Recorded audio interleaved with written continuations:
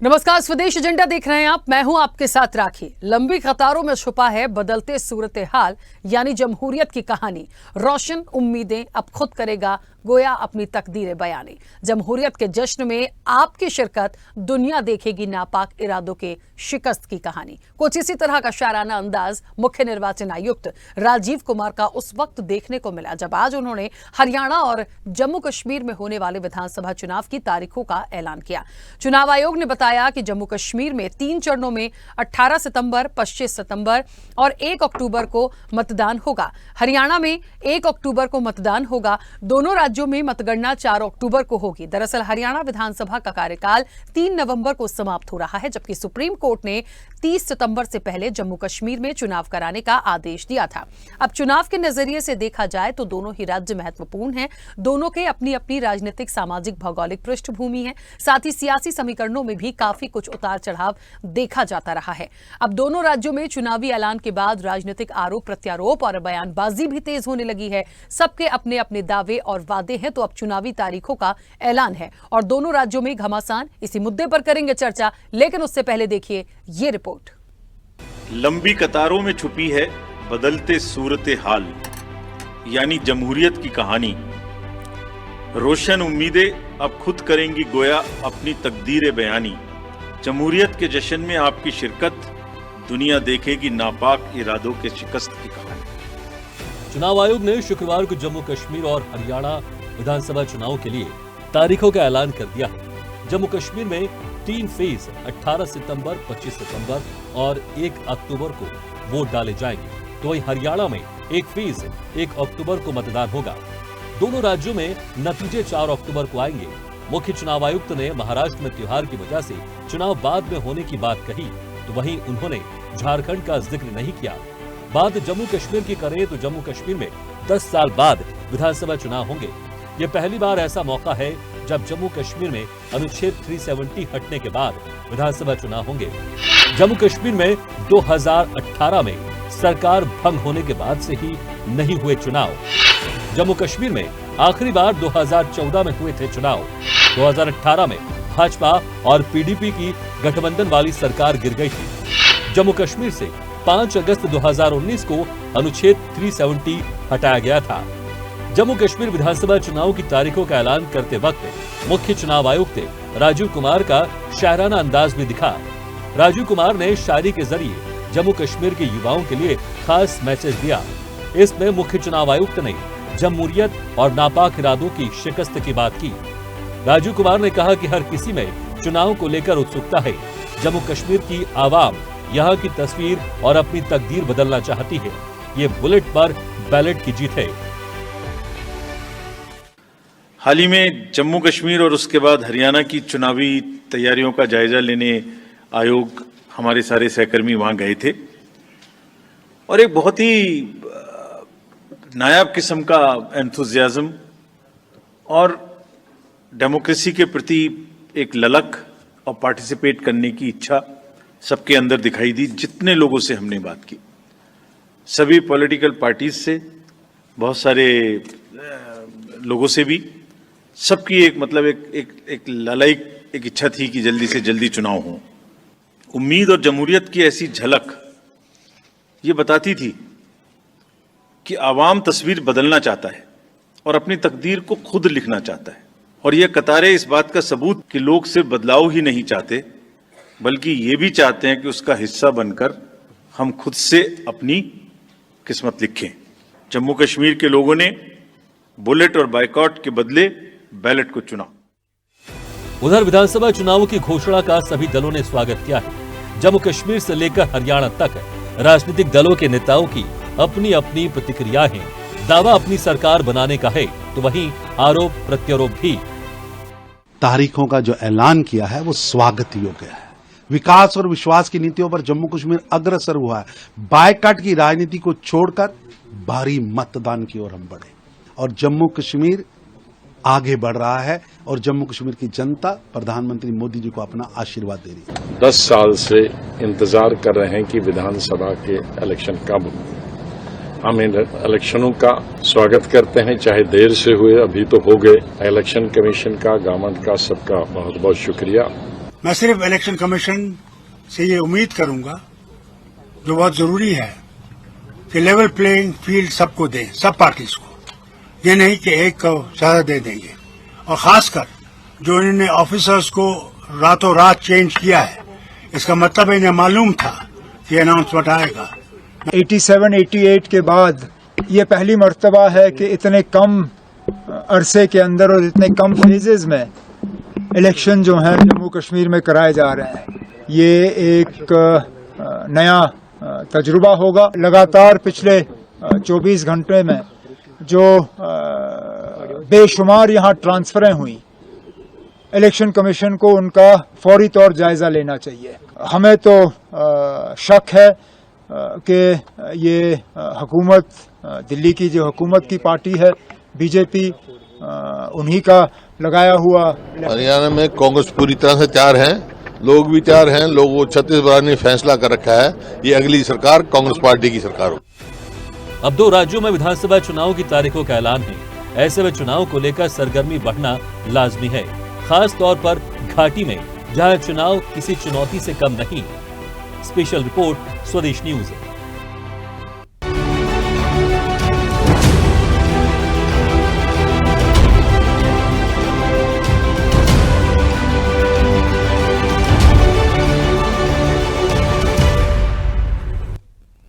चलिए, तो आखिरकार इंतजार की घड़ियां मुझे लगता है जम्मू कश्मीर और हरियाणा के लिए खत्म हो गई हैं, इसलिए क्योंकि चुनाव की तारीखों का ऐलान हो गया है। और जम्मू कश्मीर का जहां तक जिक्र करेंगे तो ये अपने आप में बड़ा ही महत्वपूर्ण है, क्योंकि 10 साल बहुत होते हैं, 10 साल, और उसके बाद एक लंबे वक्त बाद यहां पर विधानसभा चुनाव होंगे।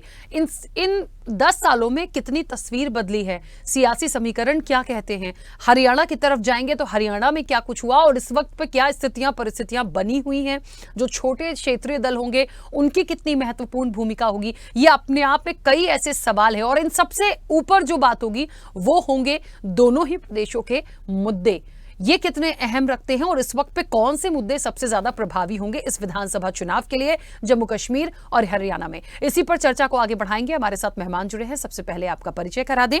भारतीय जनता पार्टी का पक्ष रखेंगे अब से कुछ देर में सज्जाद अहमद रैना। सज्जाद जी का बहुत स्वागत, फिलहाल हमारे साथ कनेक्ट नहीं है। कांग्रेस का पक्ष रखेंगे सुखविंदर सिंह जैलदार। सुखविंदर जी का भी बहुत स्वागत है। आम आदमी पार्टी का पक्ष रखने के लिए रोहित जैन हमारे साथ जुड़े हैं। रोहित जी, आपका भी बहुत स्वागत है। पीडीपी का पक्ष रखने के लिए फारूक इंकलाबी हमारे साथ जुड़े हैं। फारूक जी, आपका भी बहुत स्वागत है। और राजनीतिक विश्लेषक हैं सुमन भटनागर। सुमन जी, आपका भी बहुत स्वागत है।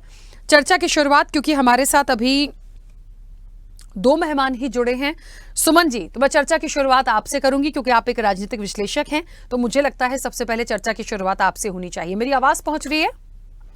हाँ जी, आ रही है। हाँ जी। सुमन जी, जम्मू कश्मीर के लिए और हरियाणा के लिए, दोनों ही राज्यों के लिए मैं जानना चाहती हूं कि आखिरकार कितना महत्वपूर्ण ये चुनाव होगा, खास तौर पर इसलिए क्योंकि जम्मू कश्मीर की जहां तक बात, एक लंबा वक्त यहां हो चुका है और अपने आप में एक बड़ी चुनौती भी है यहां विधानसभा चुनाव होना। और ऐसे ही हरियाणा, पिछली बार की स्थिति बहुत अलग थी, इस बार की स्थिति अलग है। इस बार गठबंधन टूट चुका है हरियाणा में, तो ये बड़ी एक चुनौती जैसा है। क्या मानते हैं? जम्मू कश्मीर में करीब 10 साल के बाद चुनाव हो रहा है। ये वहाँ के लोगों के लिए एक बड़ा उत्साह और एक त्योहार जैसी बात है। इस चुनाव में ये भी तय होगा कि 370 हटने के बाद क्या वहाँ चुनाव ठीक ठाक हो पाता है, या हिंसा का माहौल होगा, या लोग खुलकर इस चुनाव में भाग लेंगे। ये स्थिति भी इस चुनाव से काफी स्पष्ट होने वाली है। कौन जीतेगा कौन हारेगा वहाँ पर ये बात की बात है, लेकिन इतना जरूर है कि लोग ये जानना चाहेंगे कि जो लोग मान रहे हैं कि 370 हटने के बाद अब कश्मीर का माहौल खुशनुमा हो गया है, वहाँ रौनक हो गई है, वहाँ ताजगी आ गई है, वो वाकई वहाँ पर आई है या नहीं आई है, इसकी परीक्षा भी हो जाएगी। जहाँ तक हरियाणा का प्रश्न है, हरियाणा में ठीक है चुनावी घोषणा आज हुई है, 5 सितंबर को नोटिफिकेशन भी हो जाएगी। अगर आपको याद आ रहा होगा तो पिछली बार 27 अप्रैल को यहाँ पर नोटिफिकेशन हुई थी और 21 अक्टूबर को चुनाव हुआ था, 24 को नतीजा आया था। इस बार नतीजा थोड़ा सा जल्दी आना है, 4 अक्टूबर को, करीब 20 दिन पहले लोगों को नतीजा मिल जाएगा। यहाँ पर चुनाव की घोषणा आज हुई है, इससे एक पखवाड़ा पहले से यहाँ चुनावी माहौल बना हुआ है। मुख्यमंत्री नायब सिंह सैनी जो हैं वो धड़ाधड़ घोषणाएं कर रहे हैं, इतनी घोषणाएं कर दी हैं, उनको लगता है कि इन घोषणाओं के सहारे वो लोगों को रिझाने में सक्षम हो जाएंगे। अभी हाल में अभी आज ही उन्होंने 2-2 हजार रुपए प्रति एकड़ के हिसाब से बोनस किसानों को दिया है। इससे पहले 1,20,000 कर्मचारी पक्के किए हैं। 46,000 परिवारों को 40 लाख परिवारों को 500 रुपए में गैस सिलेंडर दिया है। MSP की बात उन्होंने कही है। ऐसे दुनिया भर की बात उन्होंने कही है जिसका असर भी जमीन पर नजर आ रहा है। चुनाव में वो कितना कामयाब होंगे रिझाने में, ये तो चुनावी नतीजों से पता चलेगा। कांग्रेस ने भी अपना पूरी तरह से तैयारियां शुरू कर दी हैं। आपने देखा होगा कि कांग्रेस ने भी हरियाणा मांगे हिसाब के नाम से अपनी रैलियां भूपेंद्र सिंह हुड्डा जो पूर्व मुख्यमंत्री हैं उन्होंने शुरू कर रखी हैं। उनके बेटे दीपेंद्र हुड्डा भी लगातार रोड शो कर रहे हैं। शैलजा भी मैदान में उतरी हुई है। इस बार कांग्रेस को लगता है कि वो चुनाव उनका जो बनवास है 10 साल का सियासी बनवास वो शायद खत्म हो जाए और इसीलिए उन्होंने पूरी ताकत अपनी झोंकी हुई है। पार्टी हाईकमांड भी इस बार बड़ा सीरियस है। उसने कहा कि हम ऐसा तरीका निकालेंगे जिससे पार्टी की फूट नजर ना आए। मुझे पता चला है कि एक तरीका ये भी हो सकता है कि शैलजा और उसके बाद हुड्डा जी और उसके रणदीप सुरजेवाला और कैप्टन अजय सिंह यादव इनको कंबाइंड इनकी रोड शो और इनकी रैलियां करवाई जाएंगी ताकि पूरे प्रदेश में एक संदेश जाए कि कांग्रेस एकजुट है। इसमें कोई दो नहीं कि आज इस बार मुकाबला सीधा मुकाबला भाजपा और कांग्रेस के बीच में है। ठीक है, इनेलो बसपा गठबंधन की अपनी जगह है। आम आदमी पार्टी भी इस बार 90 के 90 सीटों पर चुनावी मैदान में उतर रहा है, लेकिन मुझे ऐसा लग रहा है कि आने वाला चुनाव जो तय करेगा वो या तो भाजपा को तीसरी बार सत्ता सौंपेगा या फिर कांग्रेस का 10 साल का सियासी बनवास खत्म करेगा। बिल्कुल ठीक बात है। रोहित जी, मेरी आवाज पहुंच रही है? रोहित जी, एक बड़ा महत्वपूर्ण है, जहां तक आम आदमी पार्टी का जिक्र है तो कहीं ना कहीं देखिए जिस तरीके से अभी सुमन जी कह रहे थे कि बड़ा महत्वपूर्ण होगा और आप भी पूरी ताकत के साथ इस चुनावी मैदान में होंगे, लेकिन मुख्य रूप से जिस तरह से बीजेपी या कांग्रेस की टक्कर मानी जाती है तो अब तो थोड़ा सिनेरियो बदल गया है। देखिए, लोकसभा में जिस तरह से चीजें आई थी और एनडीए वर्सेस इंडिया गठबंधन हो गया था, मुझे लगता है राजीव विधानसभा चुनाव जहां तक होते हैं उस स्टेट में उन पार्टियों का कितना वर्चस्व है, वो कितनी सीटें निकाल सकते हैं, वहां छोटे जो दल होंगे उनकी कितनी महत्वपूर्ण भूमिका होगी, तो ये बड़ा महत्वपूर्ण है। तो जम्मू कश्मीर और हरियाणा में कहां आम आदमी पार्टी अपने आप को देखती है? रोहित जी, आपकी आवाज नहीं आ रही है, म्यूट किया आपने, अनम्यूट कीजिएगा। हेलो जी। हाँ, अब आ रही है आपकी आवाज, अब बोलिए। नमस्कार सुमन जी, आपको भी नमस्कार। जी मैम, आपने ठीक कहा। देखिए, लोकसभा का जो ताल्लुक था, एक भारतीय होने के नाते सभी की उस समय एक ड्यूटी थी कि हम जो मोदी रिजाइम है, देखिए मैं बीजेपी रिजाइम नहीं बोलूंगा, बीजेपी नहीं, मोदी का राज जो चल रहा है, हमें उसके अगेंस्ट आना था पूरे देश को एक होकर। तब एक समन्वय बैठाना जरूरी था पूरे देश को कि उनके अगेंस्ट लड़ा जाए। उसके बावजूद उन्होंने अपने तंत्र मंत्र से जैसे वो जीते हैं, जिस हिसाब से जीते हैं, वो सबको पता है। लेकिन आप ये बोल रहे हैं कि स्टेट का इलेक्शन भी एक अलग चीज है, मैं इस चीज को नहीं मानता। हम इसलिए नहीं मानते क्योंकि आम आदमी पार्टी आज 10 साल के अंदर ही नेशनल पार्टी बन चुकी है। करोड़ों लोग आज इस आस्था के साथ जुड़े हुए हैं, इस विचारधारा के साथ जुड़े हुए हैं। तो हम ये समझते हैं कि हम इलेक्शन बिल्कुल अपने दम पर लड़ेंगे भी और बहुत सी सीटें लेके आएंगे भी, और हमारे बिना, आम आदमी पार्टी के बिना कोई काम किसी भी स्टेट में होने वाला नहीं है। ठीक है, चलिए वापस आऊंगी। सुखविंदर जी भी हमारे साथ जुड़ गए, मेरी आवाज पहुंच रही है सुखविंदर जी? जी जी। सुखविंदर जी, बहुत महत्वपूर्ण है। देखिए, जम्मू कश्मीर 10 साल बाद मुझे लगता है अपने आप में बहुत महत्वपूर्ण है, बहुत प्रभावी मुद्दे यहां पर होंगे। एक तो जिस तरीके से लद्दाख अलग हुआ था। देखिए, बाकी की जो पार्टीज यहाँ जम्मू कश्मीर में हैं वो इस चीज की डिमांड कर सकती हैं। 370 को लेके भी कुछ जो विरोध था उसको लेके भी बात हो सकती है। प्लस हरियाणा की तरफ आएंगे तो पिछली बार की स्थिति बहुत अलग थी और इस बार तो सब गठबंधन इधर उधर हो चुके हैं। तो बड़ा महत्वपूर्ण होगा कि कांग्रेस अपने आप को कितनी मजबूती के साथ दिखती है, क्योंकि हरियाणा में भी भारतीय जनता पार्टी जो एक लंबे समय से अपना कब्जा जमाए हुए है, कभी गठबंधन के साथ कभी अलग से। मैं ये नहीं कह रही कि कांग्रेस का कभी वर्चस्व नहीं रहा, लेकिन इस बार कितनी ताकत के साथ कांग्रेस हरियाणा और जम्मू कश्मीर में अपनी भागीदारी दिखाएगी? राखी जी, देखिए, आपको पता है हरियाणा के अंदर तो क्लीन स्वीप करने जा रही है कांग्रेस पार्टी।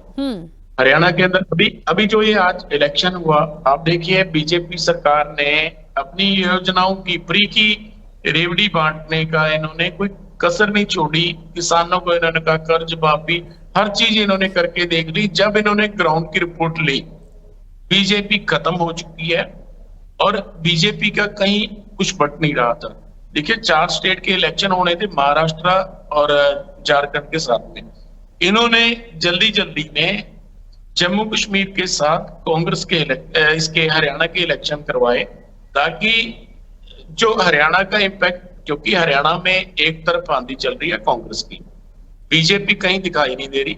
लोग बीजेपी को गांव में नहीं बढ़ने दे रहे। मैं हर गांव में, हर शहर की हर उस नुक्कड़ में हर लोगों से मिल रहा हूँ। अभी आपको शायद 3 दिन पहले 4 दिन पहले हमारे शहर में बारिश हुई थी अम्बाला में, तो 6-6, 5-5 फुट पानी 2 घंटे मात्र बारिश के अंदर भर गया। लोग, ऐसा कोई व्यापारी नहीं था। हमारे यहाँ अम्बाला में एशिया की सबसे बड़ी कपड़ा मार्केट है, सभी दुकानें डूब गई। 3 दिन तक बीजेपी का कोई चेहरा दिखाई नहीं दिया। हमने लोगों को बाजार में जाके लोगों को निकालने का कार्य किया। सेक्टर जो हरियाणा हुड्डा के सेक्टर हैं, उन सेक्टरों का हाल बहुत बुरा था। बीजेपी सरकार ने 10 साल के अंदर नर्क बना दिया हरियाणा को।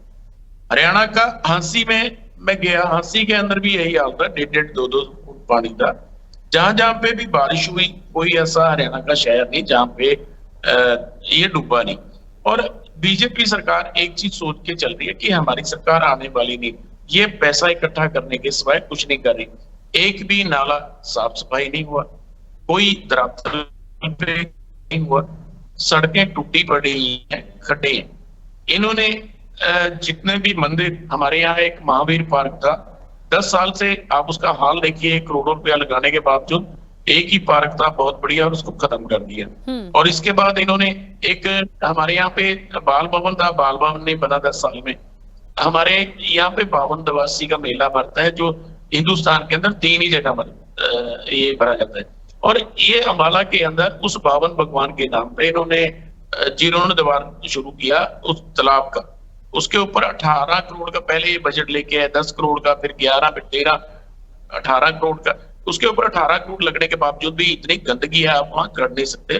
नाक पे आपको रुमाल लगना पड़ेगा। ना ये धर्म की हुई पार्टी, ना ये जनता की हुई, ना ये रोजगार नहीं पाई। देखिए, एक इस तरीका से इनका बुरा हाल है, ये आप सोच ही नहीं सकते। और रही बात जम्मू कश्मीर की, जम्मू कश्मीर के अंदर 10 साल बाद चुनाव होने जा रहे हैं। बीजेपी सरकार ने जानबूझ के वहां पे चुनाव पहले लेट किए। आज देखो जम्मू के हाल आपसे छुपे नहीं। हर रोज इन्होंने जो कहा था कि हमारे यहाँ पे बड़ी शांति आ गई है, यहाँ पे कोई टेररिस्ट नहीं रहा, टूरिज्म बाहर से आ रहा है, उन्हीं टूरिस्टों को मारा जा रहा है। यहाँ पे हर रोज बम ब्लास्ट, कभी टेररिस्ट अटैक हो रहे हैं। कल भी हमारा एक फौजी जवान वहां पे, आर्मी का ऑफिसर मारा गया। और उससे पहले भी कोई ऐसा दिन है जिदन मुठभेड़ नहीं होती। तो मेरा बड़ी गनीमत रहेगी कि ये चुनाव बड़े ठीक से हो जाए। मुझे नहीं लगता, क्योंकि उड़ी के अंदर जो बम ब्लास्ट हुआ, हमारे जो जवान मारे गए, आज तक उसकी कोई रिपोर्ट नहीं आई। वो पता नहीं चला कैसे गाड़ी वो वहां पे आ गई थी। आज भी हालात क्या हो जाएंगे, किस तरीके से बीजेपी इन चीजों को मैनेज करती है, उसके अंदर सभी को पता है कैसे कैसे क्या क्या कड़े अपनाए इन्होंने पहले जम्मू के अंदर, और पहले 2019 के अंदर कि किस तरीके से चुनाव जीता जाए। आज बीजेपी ने चेहरा दिखा दिया है लोगों ने बीजेपी को, जब लोकसभा चुनाव में 240 सीट पे ये रह गए। इनके पास समर्थन नहीं, देश को ये लंगड़ी सरकार चला रहे हैं लोगों के, आम जन जो इनके साथ पार्टी है, आपको पता है वो किस टाइप के लोग हैं, किस तरीके से इनकी सरकार चल रही है। देश के ऊपर कभी भी लोकसभा चुनाव दोबारा से हो सकता है, हम चुनाव में जा सकते हैं, ये हमें तैयार रहना चाहिए, हम तैयार हैं। और हरियाणा के अंदर इनका बिल्कुल वर्चस्व खत्म हो चुका है। हरियाणा के अंदर जन जन तक कांग्रेस की आवाज है। कांग्रेस की जब हमारे पास एक मात्र सीट नहीं थी, तब हम 31 सीट लेके आए थे। आज कुमारी शैलजा जी की जब कांग्रेस संदेश यात्रा हरियाणा में निकली जनवरी में, और हम 5 लोकसभा सीट लेके आए। आज भूपेंद्र सिंह हुड्डा जी और कुमारी शैलजा जी इतने जोर शोर से, और हमारे रणदीप सुरजेवाला जी, पूरे प्रदेश के अंदर जगह जगह रैलियां हो रही हैं और जगह जगह कांग्रेस को मजबूती का कार्य कर रहे हैं। आज चुनाव, हम हमेशा, हमारी पार्टी बहुत टाइम से तैयार है चुनाव के लिए। आज चुनाव शुरू हो गया है। आज मतलब जो कोड ऑफ कंडक्ट लग गया, हमारी पार्टी की तैयारी है। हम इस बार 85 सीट जीतकर हरियाणा में सरकार बनाएंगे और बढ़िया बेहतर सरकार चलाएंगे भी, क्योंकि हमारे पास तजर्बा भी है। और हमने लोगों को बड़े, जब हमारी सरकार रही कांग्रेस की पिछले 10 साल की, 10 साल के शासन और बीजेपी के 10 साल के शासन में जमीन आसमान का फर्क है।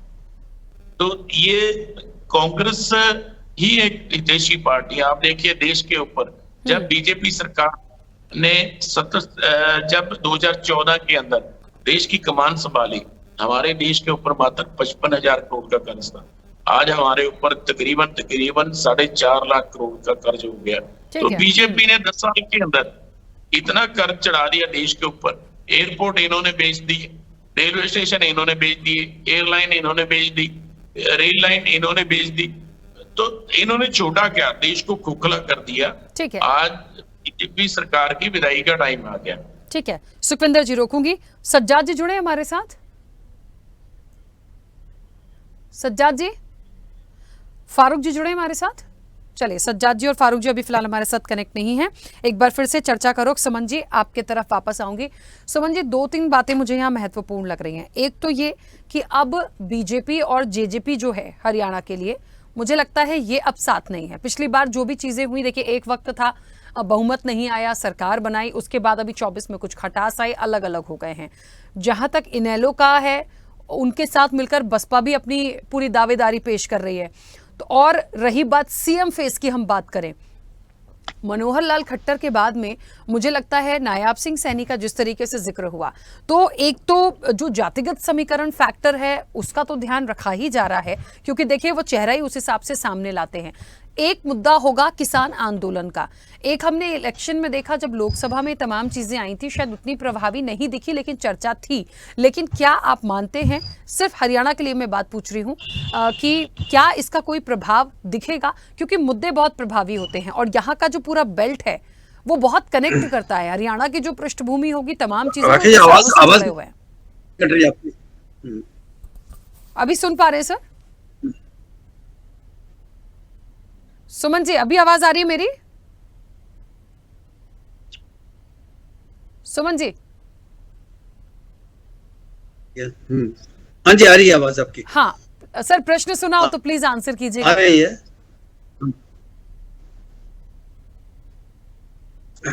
दरअसल आपने अभी भाजपा और जजपा के तालमेल का जिक्र किया। हाँ, ठीक है, 4.5 साल तक दोस्ती दोनों निभाई और 4.5 साल के बाद दोनों अलग अलग हो गए हैं। अभी लोकसभा चुनाव में जज चुनाव अलग लड़ा, अपन ने अलग लड़ा, मुश्किल से 1% वोट लगता है कि इस बार विधानसभा चुनावों में वो 2019 की उन्होंने करीब से ऊपर अपने प्रत्याशी खड़े किए थे। इस बार भी पूरी ताकत से अपने प्रत्याशी खड़े करने वाली है वो, लेकिन मुझे नहीं लगता कि वो कितनी प्रत्याशी अपने जिता पाएगी, क्योंकि हरियाणा का जो माहौल बना हुआ है इस समय ऐसा लगता है कि लोग सीधे सीधे इस बार भाजपा और कांग्रेस दोनों में से एक को चुनना चाहेंगे। ये तो ठीक है कि वहां पर इनेलो, बसपा और अकाली दल एक अच्छा गठबंधन बना है, इनका वोट बैंक तीनों को मिलाकर अच्छा वोट बैंक बन जाता है। लेकिन अभी तक अगर आप रिकॉर्ड देखें तो अभी तक इनेलो 1 विधानसभा सीट ही ले पाया है और लोकसभा सीट तो रही नहीं उसके पास पिछले 10 सालों से। तो मुझे ऐसा लग रहा है कि आने वाले समय में तिकोना मुकाबला भी हो सकता है, लेकिन ज्यादा जो शेयर, सत्ता का जो शेयर होगा, सत्ता किसके हाथों में आएगी, वो भाजपा संभालेगी या कांग्रेस संभालेगी, ये चुनावी नतीजों से पता चल पाएगा। और उसमें भी देखिए बहुत ज्यादा सीटों का डिफरेंस नहीं है। 2019 के विधानसभा चुनाव देखें तो कांग्रेस 31, बीजेपी 40, 1 इनेलो और 10 जेजेपी। अब देखिए वो स्थिति है कि अब भले ही गठबंधन ना रहा हो, लेकिन मुझे लग रहा है कि एक महत्वपूर्ण भूमिका जो है वो जेजेपी निभाती आई है। पहले भी तो सरकार भारतीय जनता पार्टी ने जब बहुमत नहीं मिला था तो इनके साथ मिलकर बनाया। अब जरूर अलग हो गए हैं, या तो बहुमत आ जाए, बहुमत नहीं आता है तो ये फैक्टर किसकी तरफ काम करेगा, क्या कोई बात बनेगी, ये अपने आप में खैर बड़ा सवाल होगा। एक छोटा सा सवाल सुमन जी और था, क्योंकि उस वक्त शायद आवाज मेरी पहुंची नहीं थी। किसानों का मुद्दा कितना महत्वपूर्ण होगा इस बेल्ट में? किसानों का मुद्दा असर करेगा, मुझे ऐसा लग रहा है कि लोकसभा चुनाव में हमने देखा है कि जो भाजपा सीटें 5 हारी है और 5 सीटें जो जीती है, उसमें जीत का मार्जिन काफी कम हो गया। जीत का मार्जिन, उसके पीछे एक बड़ी वजह मुझे ऐसा लगता है किसान रहे हैं।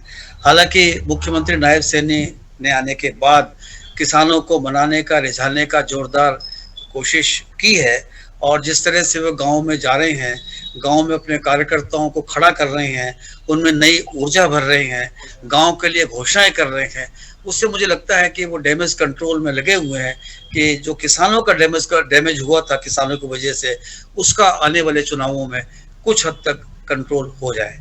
और अब मुझे लग रहा है कि ये जो चुनाव आने वाले विधानसभा, ये बहुत महत्वपूर्ण है, क्योंकि लोकसभा चुनाव में तो मोदी का चेहरा था, राम मंदिर था, देश के बड़े बड़े मुद्दे थे। ये जो चुनाव होना है, ये सरकार के रिपोर्ट कार्ड पर, और कांग्रेस और दूसरे दल जो हैं, उन्होंने अभी तक क्या करके दिखाया लोगों के बीच में जाके, उसको लेकर ये चुनाव हो रहा है। बिल्कुल। एक बात और मुझे यहाँ पे बड़ी महत्वपूर्ण लग रही है, जम्मू कश्मीर के लिए। जम्मू कश्मीर में परिसीमन के बाद में 6 सीटें अतिरिक्त जम्मू के लिए बढ़ी हैं और 1 सीट सिर्फ कश्मीर के लिए आई है। मुझे लगता है कि यदि जो 6 सीटों का इजाफा हुआ है जम्मू के लिए, वो कितनी ताकत देगा, क्या मानते सुमन जी? वैसे राजनीतिक फैसला है ये बढ़ाना, चूंकि जम्मू में डेफिनेटली वहां पर हिंदू वोट्स ज्यादा है और घाटी में मुस्लिम वोट ज्यादा है। तो लेकिन मुझे कुल मिलाकर ऐसा लग रहा है कि जम्मू कश्मीर में भाजपा इस बार कुछ ठीक कर सकती है, और जिस तरह का माहौल है, मोदी ने जिस तरह से वहां काम किया है, प्रधानमंत्री ने, उसका मुझे लग रहा है कि वहां पर कुछ फायदा भाजपा को मिलना चाहिए वहां पर। बिल्कुल। चलिए वापस आऊंगे, और भारतीय जनता पार्टी का पक्ष रखने के लिए हमारे साथ दिल्ली से अजय शर्मा जी जुड़ गए हैं। अजय जी, बहुत स्वागत चर्चा में जुड़ने के लिए। मेरी आवाज पहुंच रही है? जी नमस्कार। नमस्ते अजय जी। बहुत महत्वपूर्ण तारीखों का आज ऐलान हुआ है, जम्मू कश्मीर में इलेक्शन होना और हरियाणा में, दोनों अपने आप में महत्वपूर्ण हैं। एक जगह मुझे लगता है 10 साल तक कब्जा रहा, और एक जगह 10 साल बाद इलेक्शन देखने को मिलेगा। तो दोनों ये 10-10 के जो फैक्टर हैं, कितनी बड़ी चुनौती मानते हैं भारतीय जनता पार्टी, जम्मू कश्मीर के लिए भी, हरियाणा के लिए भी? देखिए राखी जी, पहला तो मैं आपको बता दूं, भारतीय जनता पार्टी नित्य हर समय चुनाव की तैयारी में तैयार रहती है। भारतीय जनता पार्टी के देव दुर्लभ कार्यकर्ता चुनाव की किसी भी तरीके का चुनाव, चाहे वो विधानसभा का चुनाव हो, चाहे लोकसभा का चुनाव हो, चाहे नगर निकाय का चुनाव हो, किसी सब चुनाव गंभीरता से लेते हैं। निश्चित जम्मू कश्मीर में धारा 370 के बाद एक बार पुनः चुनाव होने जा रहा है, और जम्मू कश्मीर में भारतीय जनता पार्टी के पक्ष में माहौल है। हरियाणा में भी भारतीय जनता पार्टी के पक्ष में माहौल है। निश्चित दोनों स्टेट में भारतीय जनता पार्टी पूर्ण बहुमत से अपनी सरकार बनाएगी। बिल्कुल। एक महत्वपूर्ण बात हरियाणा के लिए है अजय जी, क्योंकि काफी देर से हम ये चर्चा कर रहे थे, राजनीतिक विश्लेषक ने भी कहा कि मुख्य मुकाबला जो है वो भारतीय जनता पार्टी और कांग्रेस का ही हरियाणा में होगा। लेकिन एक वक्त था जब बहुमत नहीं था, तो जेजेपी के साथ आपने अपना गठबंधन किया, लेकिन उसमें भी खटास आ गई, अलग अलग हो चुके हैं। अब जो 3 लोग अलग से हैं, अकाली दल की बात कर लीजिए, इनेलो की बात करिए, बसपा के साथ गठबंधन में, ये जो अलग से फैक्टर्स हैं, क्या लगता है ये खेल बनाएंगे, बिगाड़ेंगे? देखिए, मैं भारतीय जनता पार्टी का पक्ष रखने के लिए आपके चैनल पे बैठा हूं, और मेरा कर्तव्य भी है कि मैं अपनी पार्टी और अपने दल के संदर्भ में बात करूं। जहां तक मेरे दल की बात है, जहां तक भारतीय जनता पार्टी के पक्ष की बात है, हरियाणा में भारतीय जनता पार्टी ने तमाम विकास किए हैं, और भारतीय जनता पार्टी अपने विकास कार्यों की पार्टी, और जो डबल इंजन की सरकार हरियाणा में और दिल्ली में है, उसके चलते भारतीय जनता पार्टी की तरफ लोग देखते हैं, क्योंकि कई बार ऐसा होता है कि किसी प्रदेश में सरकार दूसरे दल की और केंद्र में दूसरे दल की हो, तो जैसे आज बंगाल में टकराव की स्थितियां उत्पन्न हो रही है, जैसे बंगाल में आज प्रशासन देख रहे हैं, इस प्रकार से वो ना हो। इसलिए लोग भी ये समझते हैं कि कौन सा दल विकास करता है और कौन सा दल वादे करता है। चलिए, जम्मू कश्मीर के लिए कौन से मुद्दे महत्वपूर्ण हो सकते हैं भारतीय जनता पार्टी के लिए? एक ही मुद्दा जम्मू कश्मीर में धारा 370 की समाप्ति के बाद जम्मू कश्मीर की राष्ट्रभक्त जनता, जिन्होंने कश्मीर के अंदर नित्य दिन पथराव होता था, पत्थरबाजी होती थी और आतंकवाद की घटनाएं होती थी और हर जगह बम फूटते थे, और जहां तक सख्ती से भारतीय जनता पार्टी की सरकार ने वहां काम किया और सेना ने अपना मनोबल और अपने शौर्य के चलते वहां पूरे तरीके से लगभग आतंकवाद का जड़मूल से समाप्त कर दिया। आज कश्मीर घाटी के अंदर आपके शॉपिंग मॉल बड़े बड़े रात भर खुल रहे हैं, बड़े बड़े टॉकीजें चालू हो रही जो कई साल से बंदी थी, और रिकॉर्ड तोड़ यात्री और रिकॉर्ड तोड़ पर्यटक जम्मू कश्मीर में पहुंचे हैं। ये एक अपना आपका एक रिकॉर्ड है, जिनका जनता का विश्वास जागृत हुआ है। जो जनता वहां जाने से डरती थी कि वहां आतंकवाद की घटनाएं हो रही हैं, इसलिए जब पर्यटन बढ़ता है तो रिवेन्यू आता है तो प्रदेश में विकास होता है, और प्रदेश में विकास होगा तो जम्मू कश्मीर की जनता भारतीय जनता पार्टी की ओर निगाहें भर के देख रही है। ठीक है, रोहित जी आवाज पहुंच रही है मेरी? जी रोहित जी, मुझे ऐसा लगता है यहाँ पे कि जम्मू कश्मीर के लिए 2-3 बातें महत्वपूर्ण है। देखिए, एक तो इतने लंबे वक्त बाद इलेक्शन हो रहा है, उस चीज को समझना पड़ेगा। क्या वो इलेक्शन शांतिपूर्ण तरीके से हो जाएंगे? क्या ये एक बड़ी चुनौती जैसा नहीं है? 10 सालों बाद यहाँ इलेक्शन हो रहा है, बहुत अच्छी बात है, सब इसकी तारीफ कर रहे हैं। तीसरी चीज, धारा 370 की जहां तक बात है, नेशनल कॉन्फ्रेंस की बात करूं, पीडीपी की बात करूं, अन्य दलों की बात करूं, मुझे लगता है एक विरोध कहीं ना कहीं आ सकता है जो चर्चाओं में है। पूर्ण राज्य दर्जा की मांग, ये वो चीजें हैं जो सबसे ज्यादा प्रभावित कर सकते हैं जम्मू कश्मीर के लिए। मानते हैं इस चीज को? जी बिल्कुल, ये सभी मुद्दे कायम है अपनी जगह, क्योंकि आज की जो सरकार है ये हम अच्छी तरह से देख रहे हैं कि मीडिया लेस होती जा रही है, मेन स्ट्रीम मीडिया बड़ी मुश्किल दौर से गुजर रहा है, और कोई भी न्यूज जम्मू की आप देखेंगे तो वो सामने नहीं आ रही। इवन आप ये देखें, सोशल मीडिया के थ्रू भी जम्मू कश्मीर को बिल्कुल काट दिया गया है। जब मर्जी इंटरनेट बंद कर देते हैं, जब मर्जी अपनी मर्जी चला लेते हैं। तो मुझे नहीं लगता कि उसको एक अलग सा ही, अभी आप देखेंगे कि इन्होंने पंजाब को काट दिया, बड़ी आसानी से पुल बंद किए और काट दिया। ये जो बीजेपी सरकार है ये एक मनमानी सरकार है, और मोदी राज इसको इसीलिए नहीं बोला जाता। बीजेपी सरकार तो है ही नहीं शायद। मोदी का काम ये है, मोदी जी का, कि टोटल अपनी मनमानी करें और काम चलाएं। तो ये सारी समस्याएं बरकरार हैं।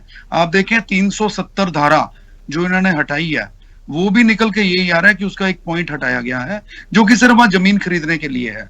अब कितनों ने जमीन खरीद ली, ये बहुत बड़ा सवाल है। कितनों ने जमीन खरीद ली और वो उंगलियों के टिप्स पे है, वही 2-3 लोग हैं। तो जो चीज इनकी माइंड में है वही ये कर रहे हैं। तो आप ये समझें कि जितनी प्रॉब्लम्स आप बता रहे हैं वो ज्यों की त्यों ही खड़ी है। अब उसको किस रूप में दिखाया जाए ये भी इन्हीं की मर्जी चल रही है। तो ये बहुत बड़ी समस्या अभी वहीं की वहीं है। ठीक है सुखविंदर जी, मुझे लगता है कोई ऐसी बात तो है नहीं कि एक तरफ किसी का पड़ला भारी होगा, दूसरी तरफ दूसरे स्टेट में किसी का पड़ला भारी होगा। चाहे जम्मू कश्मीर का इलेक्शन देख लीजिए, और हरियाणा में तो आप हैं ही ताकत के साथ। अभी सुमन जी ने भी ये चीज़ बात बोली ही थी। लेकिन जम्मू कश्मीर के फैक्टर पर यदि जाने की कोशिश की जाए और समझा जाए तो मुझे लगता है कुछ मुद्दे हैं जिनका मैंने जिक्र किया। दूसरी चीज़ ये, लगातार जो भी हमले बढ़ना शुरू हुए थे ये भी थोड़ा सा देखना पड़ेगा। एक बड़ी चुनौती जैसा है वहां इतने समय बाद इलेक्शन, क्योंकि लगातार ये जो एकदम से चीजें बढ़ना शुरू हुई थी तो लग रहा था कि शायद एक भय फैलाने की कोशिश है। हालांकि इलेक्शंस होंगे, लेकिन मैं कांग्रेस की भूमिका को यदि देखूं, क्योंकि बाकी दल भी हैं जो पहले काम कर चुके हैं, तो कितना महत्वपूर्ण आपके लिए जम्मू कश्मीर होगा? राखी जी, हमारे लिए तो पहले हमारी सरकार रही है, हमने बढ़िया काम किया है, लोग खुश थे। और बीजेपी सरकार ने जब धारा 370 खत्म की, सभी लोगों को जबरदस्ती जेल में डालने का कार्य किया। धारा 370 खत्म कर रही थी, लेकिन इन्होंने उनको लोगों को जबरदस्ती से आप देखिए किस किस तरीके से इन्होंने उनको जेल में रखा। और आज 10 साल बाद जब वहां पे सुप्रीम कोर्ट ने दखल लिया और सुप्रीम कोर्ट ने कहा कि आप चुनाव कराइए, इन्होंने पहले तो उसका पूर्ण दर्जा जो स्टेट का था वो छीन लिया।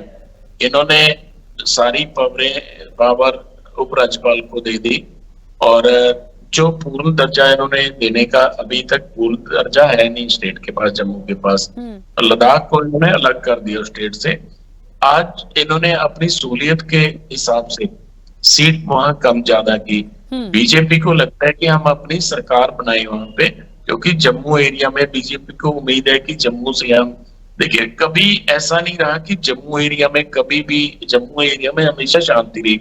इस बार उल्ट हो रहा है। इस बार जम्मू में ज्यादा जितने भी मुठभेड़ हो रही है ये जम्मू एरिया में हो रही है। और इस तरीके से मुझे ये लगता है कि बीजेपी नहीं चाहती थी कि चुनाव हो, लेकिन सुप्रीम कोर्ट का सख्त रुख था कि चुनाव 30 सितंबर से पहले कराए जाए हर हाल में। इसी मजबूरी में बीजेपी ने चुनाव कराने के लिए तो देखिए राजी हुई। आज इलेक्शन कमीशन ने भी डिक्लेयर कर दिया कि चुनाव की तारीख, लेकिन ये चुनाव होगा भी या नहीं, आने वाले कल के अंदर क्या इनकी सोच है, कैसे जाएगा, ये देखने वाली बात है। हमारी पार्टी पहले से मजबूत है, हम तैयार हैं कांग्रेस पार्टी इलेक्शन में जाने के लिए। हमारे नेता देखिए वहां पे आपको हमारी ये किसी से छिपाने की, कांग्रेस के पास चेहरों की तो कोई कमी नहीं। बीजेपी ने हमेशा जितने भी बीजेपी के पास चेहरे हैं वो हमारे से लिए। और रही बात हरियाणा की, देखिए मैं आपको बताता हूँ, जब हमारे पास 0 सीट थी लोकसभा में हरियाणा में, तब हम यहाँ पे 31 सीट लेके आए और आज हमारे पास 5 सीट है। हम यहाँ पे कम से कम, मैंने आपको कहा 85 सीट लेके जाएंगे। ना तो यहाँ पे जेजेपी का कोई वजूद बचा है। जेजेपी को 1 सीट भी अगर आ जाए तो मैं मतलब बड़ी गनीमत समझूंगा।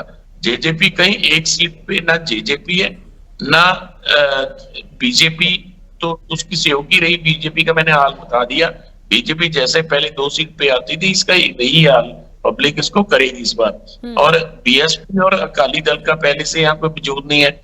और रही बात इनेलो की, इनेलो ने बीएसपी से चाहे गठबंधन कर रहे हो, बीएसपी का वोट परसेंटेज आपने लोकसभा में देख लिया, इनेलो का देख लिया। ये 1-2 सीट इनेलो को, 1 या 2 सीट कोई आ जाए सो आ जाए, इनेलो का और बीएसपी का तो कोई वजूद बचा नहीं है हरियाणा में। तो आज अगर मुख्य टक्कर, जो मुख्य मेन पार्टी है वो कांग्रेस है।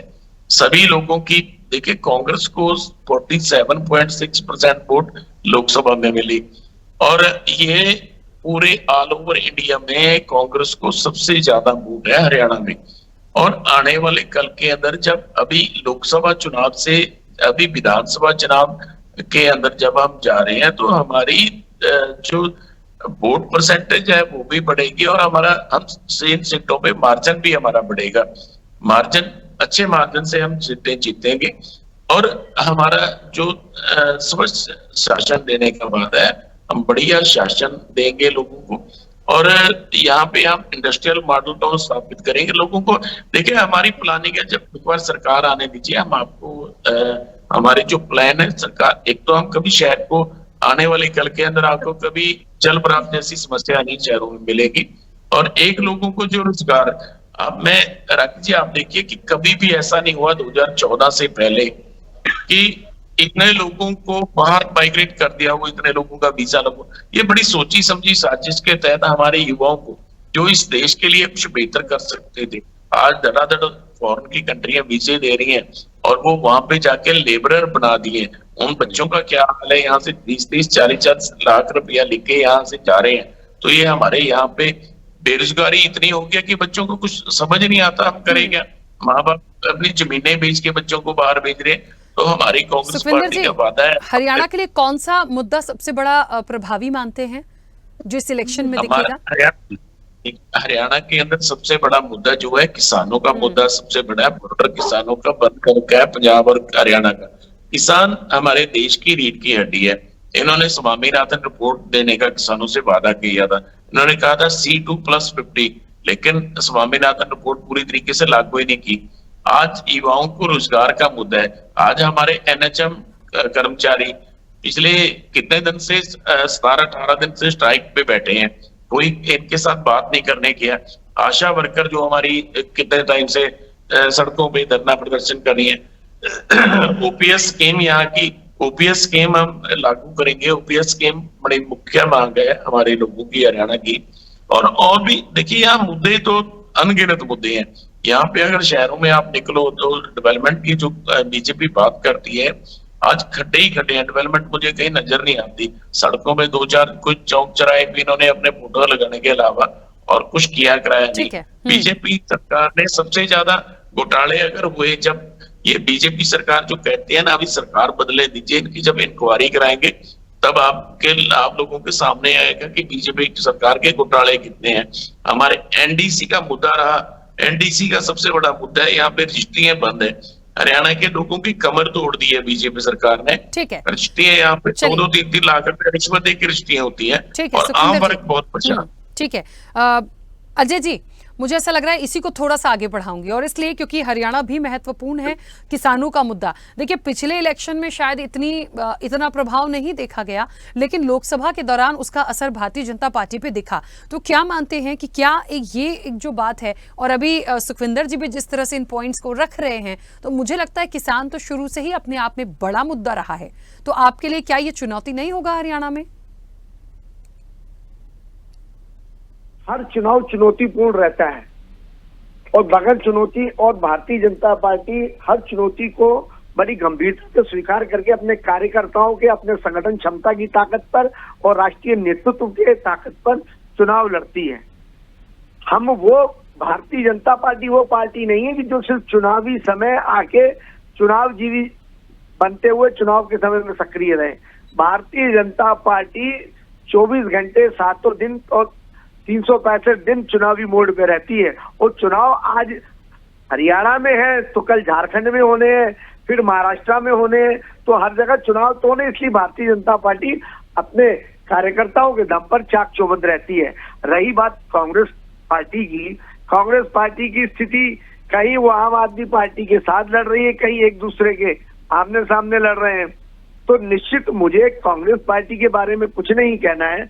जहां तक आपकी बात रही किसानों की, किसानों को बरगलाने का प्रयास कांग्रेस ने बहुत किया, बट किसान आज समझ चुका है, चाहे एमएसपी का मुद्दा हो, चाहे किसानों को स्वामीनाथन रिपोर्ट का मुद्दा हो, किसान समझ चुका है कि भारतीय जनता पार्टी की सरकार उनके विकास के लिए, हम खेती को लाभ का धंधा बनाना चाहते हैं, किसान को स्वावलंबी बनाना चाहते हैं, किसान को हर प्रकार की ताकत देना चाहते हैं, जिसको किसान को उसकी मेहनत मशकों की, किसान जो है वो हमारा अन्नदाता होता है, और अन्नदाता को नाराज करके कोई रह नहीं सकता। इसलिए भारतीय जनता पार्टी जो अभी लग रहा है कि मुद्दा कुछ है, वो सब सॉल्व कर लिया जाएगा, और भारतीय जनता पार्टी निश्चित हरियाणा में भी सरकार बनाएगी और जम्मू कश्मीर में भी सरकार बनाएगी। देखिए, जहां तक जम्मू कश्मीर की बात है, वहां पे लोगों ने पीडीपी के राज का भी खौफ देखा है, वहां पे लोगों ने नेशनल कॉन्फ्रेंस को भी देखा है, वहां पे छोटे छोटे बच्चों को बरगला के मस्जिदों से ऐलान करके जिस प्रकार से रोज आतंकवादी घटनाएं होती थी, वो आज समाप्त हो चुकी है, जिसका पूरा उदाहरण राहुल गांधी जी ने स्वयं कश्मीर जाके जब देखा था, उन्होंने वो बर्फ के अंदर, स्नोफॉल के अंदर बड़ा खेलते हुए दिखाया गया था। ये इस बात का परिचय है कि वहां पे आतंकवाद को जड़मूल से कुचल दिया गया है। और हाल ही में जो घटनाएं आई सामने, वो देखिए, ये पाकिस्तान परस्त लोग जो है ना, ये घाटी में नहीं, ये आज जम्मू रीजन में आ गए हैं। वो पहले वैली में ये घटनाएं करते थे, आज उनके वैली में, जब उनके घाटी में उनके मंसूबे कामयाब नहीं हो रहे, तो पाकिस्तान सीमाओं से सटे हुए जो हमारे डोडा, किश्तवाड़, राजौरी, पुंछ एरिया जो है, वहां पे वो लोग लाइन ऑफ कंट्रोल क्रॉस करके, और वो लोग ये ऐसी घटनाएं करते हैं जो पहली सार्वजनिक घटनाएं नहीं, ये अब एक जैसे घात लगा के हत्या करते हैं, कायरपूर्ण हत्याएं वो कर रहे हैं। और इसमें भी आप ये देखिए, हमारी सेना पूरे शौर्य से, सेना पूरे मनोबल से घर घर जाके सर्चिंग कर रही है, उनको भी छोड़ा नहीं जाए। एक एक आतंकवादी को कुचल के उसको मार दिया जाएगा। ठीक है, चलिए रोहित जी, मुझे ऐसा लग रहा है कि जहां तक मुद्दे हैं वो अपनी जगह पर हैं, चाहे किसान आंदोलन को बड़ा मुद्दा हरियाणा के लिए लिया जाए, चाहे जम्मू कश्मीर के लिए, हमने 2-3 बातों को अभी बहुत अच्छे से रखा है। जो छोटे क्षेत्रीय दल होंगे, मुख्य रूप से आम आदमी पार्टी का जिक्र हो गया, बीजेपी का जिक्र हो गया, कांग्रेस का जिक्र हो गया, लेकिन मुझे लगता है हर स्टेट की अपनी एक स्ट्रैटेजी होती है। वहाँ के छोटे जो क्षेत्रीय दल होते हैं उनका भी अपना प्रभाव होता है, भले ही आप कितना ही उसको कर लीजिए। जातिगत समीकरण बहुत प्रभावी होते हैं। उस लिहाज से देखा जाए तो क्या मानते हैं कि दोनों ही स्टेट में क्या एक पूर्ण बहुमत आएगा, या फिर आपको लगता है कि एन मूवमेंट पर किसी न किसी के सहयोग की जरूरत पड़ेगी? देखिए, आम आदमी पार्टी एक क्रांति वाली पार्टी है। इसका जन्म ही क्रांति के साथ हुआ है। आज आप ये देखें मैम कि 75 साल के बाद भी आज भी हम मूलभूत सेवाओं से दूर हैं। शिक्षा, स्वास्थ्य, बिजली, आप ये देखें महिलाओं की कंडीशन क्या है, हमारे हर जगह पोजीशन सारे देश में क्या है। क्या हम इस चीज पे कभी काम किया? हमेशा जाति समीकरण और ये इन चीजों पर रहकर हमारा देश आज तक ना बदलने का कारण भी बहुत बड़ा यही रहा। हमारी सभी पार्टी, चाहे कोई भी पार्टी हो, बीजेपी हो, कांग्रेस हो या कोई भी क्षेत्रीय पार्टी हो, किसी ने भी इससे उठ के ऊपर काम नहीं किया। आप ये देखेंगे कि रेवोल्यूशन से लोग आए हुए, अरविंद केजरीवाल का आज बर्थडे भी है, अच्छा दिन है, तो मैं ये कहता हूं कि वो आज भी जेल में है। किस लिए? क्योंकि उन्होंने अच्छे काम कर दिए, अच्छे स्कूल बना दिए, अच्छा स्वास्थ्य की सेवाएं अच्छी कर दी, बिजली जो एक इकोनॉमी की सांस के बराबर है, किसी भी कंट्री को चलाने के लिए बिजली बहुत जरूरी, उसको फ्री कर दिया। बिल्कुल 90% लोग आज उसको बिल्कुल फ्री ले रहे हैं क्योंकि वो जरूरत है, सांस के बराबर है। इस चीज को भी विरोधियों ने गलत ढंग से पेश किया कि फ्री दे रहे हैं। अरे फ्री कहां दे रहे हैं? ये बजट ही तो है। हर साल बजट क्यों बनाते हो बताइए? बजट इसीलिए तो बनाते हैं ना कि अमीरों से पैसा लिया जाए और गरीबों में दिया जाए, उसको ठीक किया जाए। कोई भी सही लाइन एंड लेंथ पे आज तक नहीं चला। बहुत ही अफसोस की बात है इस कंट्री के लिए, जो भी पोजीशन ये चल रही है। मैं ये समझता हूं आप क्षेत्रीय दल तो गिना रहे हैं, कोई दिक्कत नहीं। डेमोक्रेसी में क्षेत्रीय दलों की भी उतनी भूमिका जितनी नेशनल दल की है, लेकिन आम आदमी पार्टी को क्षेत्रीय दल नहीं है। आप ये देखें कि दिल्ली में सरप्राइज 10 साल पहले क्या किया, 70 में से 67 सीटें जो आई वो क्या था, और उसके बाद पंजाब में क्या हुआ, पंजाब में भी हुआ ना, और दूसरी बार दिल्ली में भी हुआ।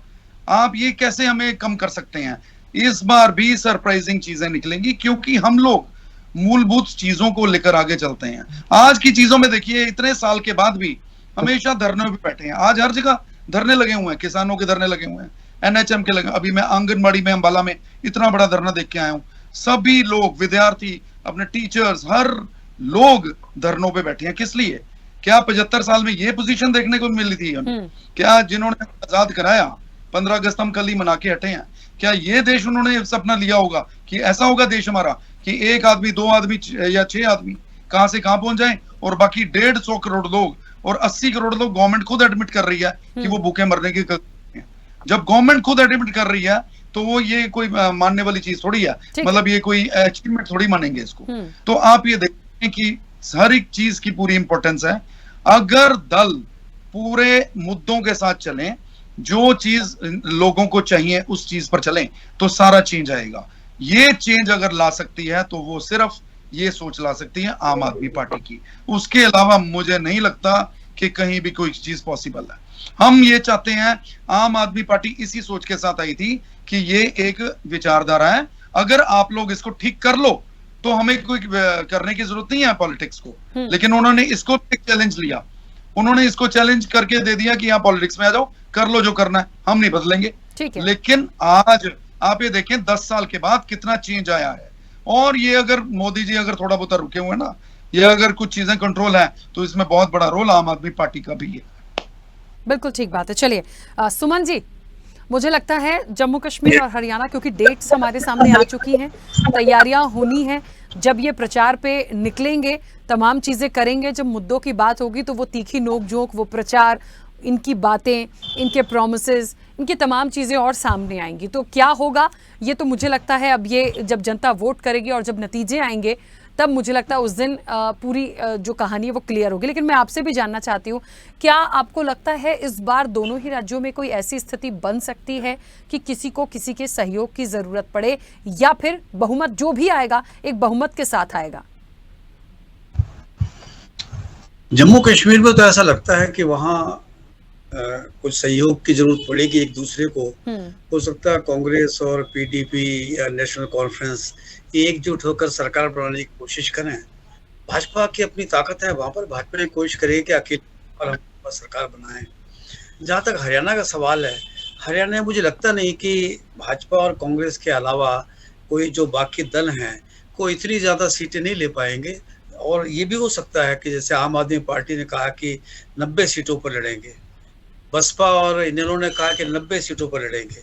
तो देखो, चुनाव हवा होती है, हवा माहौल बनाता है। अब कह नहीं सकते कि हवा क्या बनती है।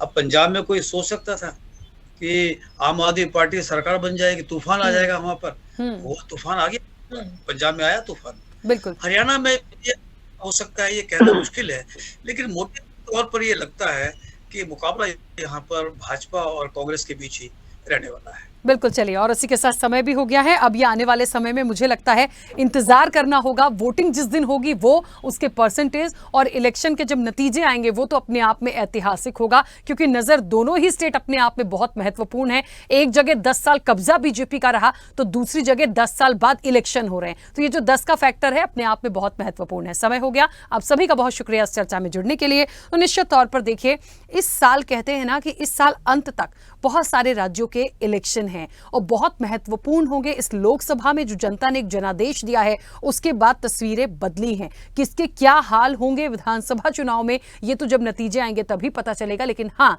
ये कहना बिल्कुल सही होगा कि तैयारियां शुरू हो चुकी हैं और पक्ष विपक्ष की तैयारी भी जोर शोर से शुरू हो चुकी है। अब देखते हैं किसमें कितना दम है, ये आने वाले समय में देखेंगे। चर्चा में इतना ही। बने रहिए स्वदेश न्यूज के साथ। सबसे पहले देश।